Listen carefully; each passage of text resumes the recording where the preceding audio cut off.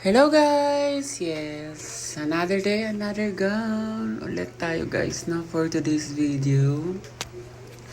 Yes, this gown guys is pang graduation lang ni baby girl.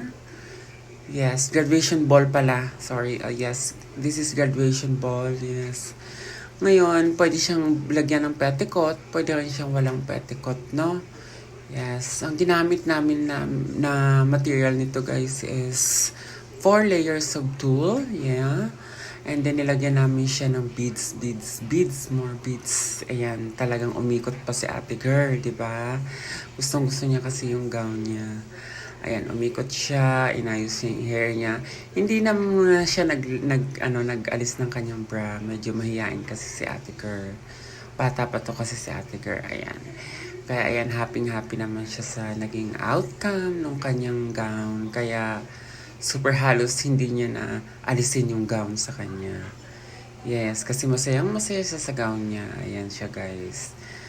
Diba? Dusty blue siya guys, no? Dusty blue. Tapos nilagyan lang siya ng madaming beads sa waistline. At saka sa may bandang neckline. Pati sa sleeves niya nilagyan din natin, no? Minimalist lang ang datingan niya, pero perfect na siya guys. Yes, diba? Thank you talaga sa ate Kurt. Thank you guys!